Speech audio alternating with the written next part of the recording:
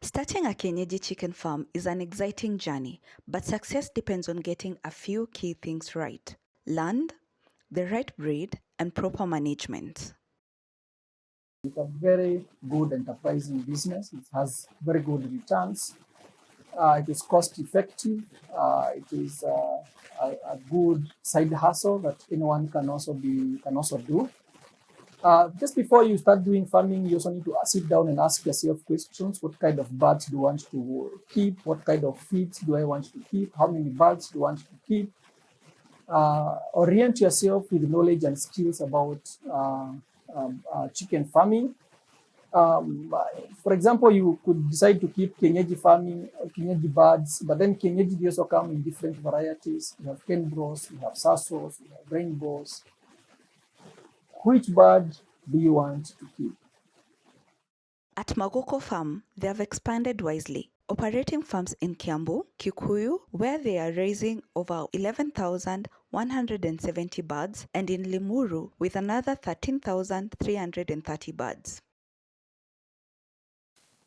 We are in the process of completion of the construction of a chicken shed in Kajiado, which is going to be holding 15,000 birds. But having land alone isn't enough. A good chicken coop is critical. It's more than just a shelter. It's a safe, comfortable space where chickens can rest, lay eggs, and stay protected from harsh weather and predators. A well-designed coop even plays a major role in keeping your flocks healthy and productive. When it comes to introducing new chicks, timing is everything. At Mogoko, they study the market carefully and time their batches so that chickens mature just in time for high demand seasons like holidays. As a farmer, we're also focusing on the holidays that are within the year. So our attention is now focused towards Easter. So we need to have birds fully matured, grown to be consumed. So during that period of time, we are expecting that you're going to be having the birds that are already here, about 2 days, 3 days old, that are going to be ready by that period. To maintain a steady supply of both chicken and eggs throughout the year, they continuously restock new chicks, ensuring no shortage no matter the season. We take chicks in stages. Right now we have birds that are 3 days. Next week, you're going to be receiving some more birds. So there's going to be a difference of 1 week. We are going to be getting some other birds in the first week of next month. So there's a difference of 2 weeks. And as you can see our structure, there's about 4 structures. So all of them is a difference of 1 week. 1 week, 1 week. So that we remain relevant in our business. One of the challenge I would not want to find myself into is where a farmer comes or a client comes and he says that they want birds of 2 weeks or 3 weeks, and we tell them we don't have. Or we tell they want some number of certain crates of eggs, and we tell them we don't have. I mean, that's going to be the beginning of our downfall.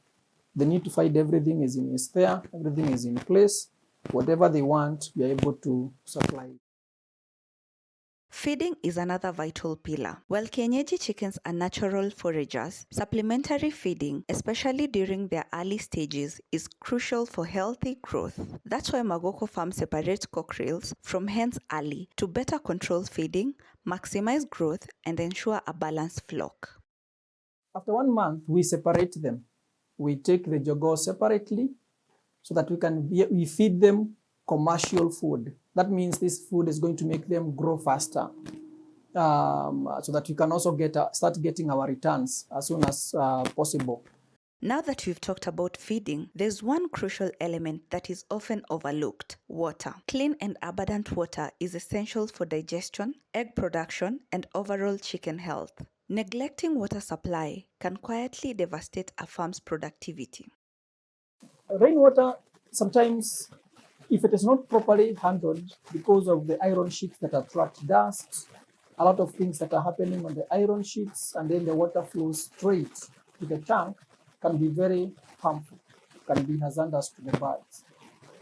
However, if that water is treated, proper infiltration is done, there is thorough cleaning that is done after that, then there's no harm. That is just a precaution that people need to take. If you give them the tap water that is coming from the municipal, from the city council, it is very good water, because that is also water that we are also consuming ourselves directly from the tap.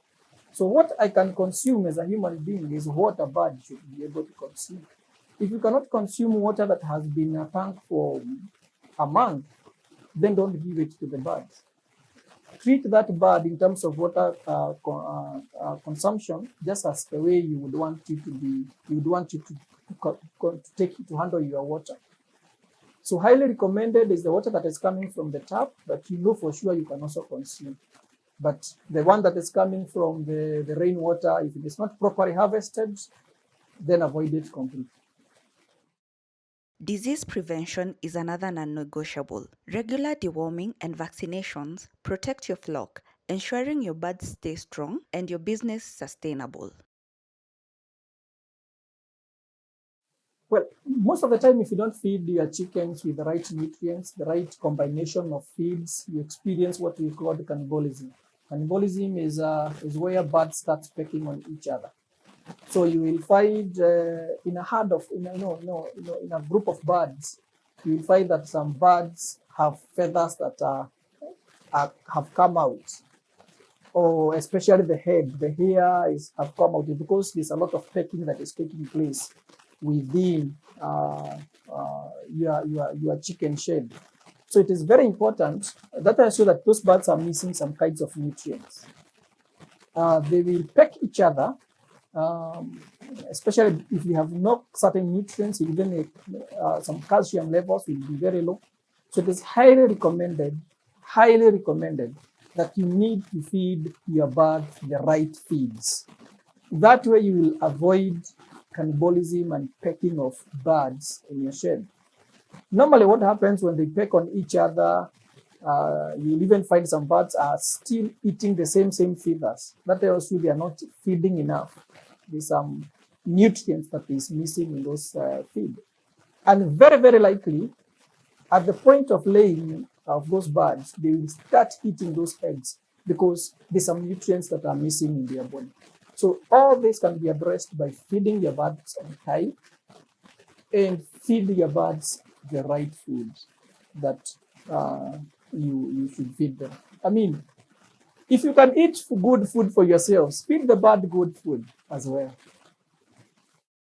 One big reason Kienyeji chicken farming is booming, the unbeatable quality of the products. Kienyeji eggs are famous for their rich taste and vibrant yolks. Their meat is lean, flavorful, and increasingly preferred in local markets, fetching premium prices compared to conventional breeds.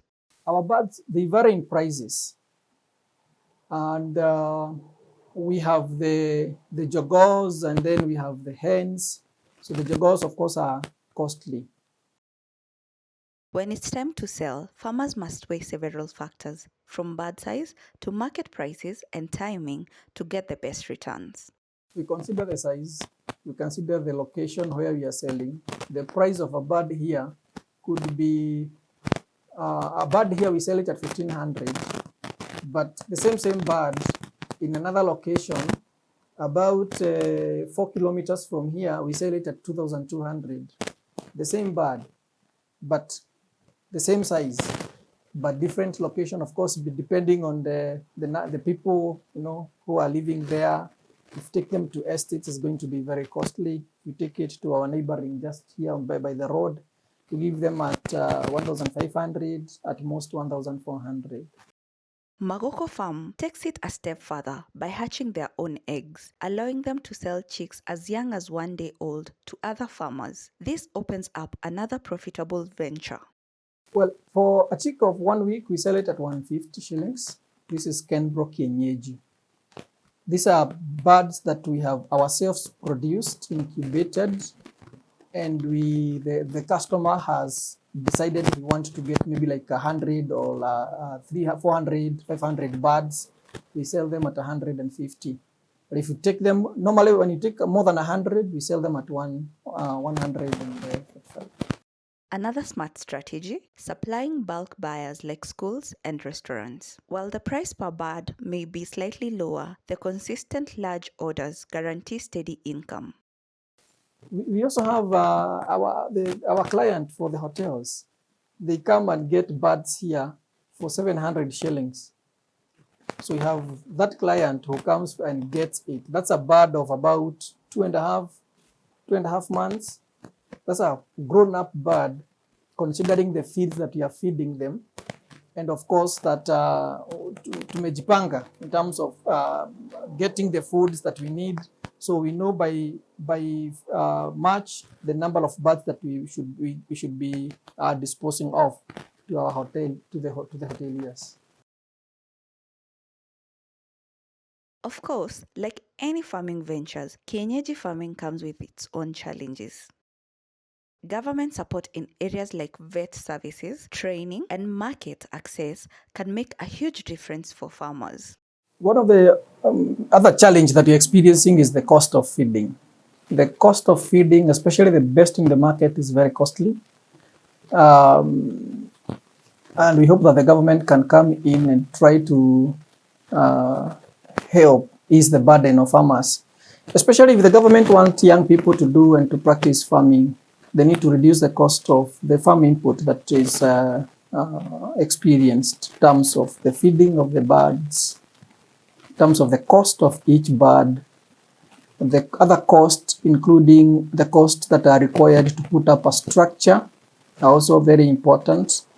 Such that if the cost is lowered down, I'm giving an example of buying of iron sheets, wire mesh, those are costs that the government can also intervene and try to make sure that the young farmers, everyone who wants to practice farming, can easily get a relief out of all those taxes. So, what's the real secret to success in Kienyeji chicken farming? It's simple. Choose the right breed, master good management practices, and build a strong, reliable market. With patience, care, and the right strategies, Kienyeji chicken farming can become a thriving, profitable venture. Kienyeji farming, one, start small and scale your business gradually as time goes by. Use certified feeds, highly recommended. Number three, you need to incorporate modern techniques where possible, especially when it comes to feeding. You need to incorporate those modern systems of feeding and giving them drinkers. Number four, you need to network. Farmers need to keep networking with each other, even if it is cooperatives. Go to these forums where they are discussing about Kienyeji farms. Number five, and this is also what I highly recommend our people is to do, is to explore organic certifications. If you're able to be certified, for example, I was a person who is providing high feed. If you're producing feed, be certified. If you're giving medications or vaccines for these chickens, also try as much as possible to be certified. Those are some of the key things that any successful Kienyeji farming or Kienyeji farmer should do. Ready to explore even more exciting farming opportunities? Click the playlist on your screen and dive into the world of rabbit farming, snail farming, ornamental birds farming, and so much more.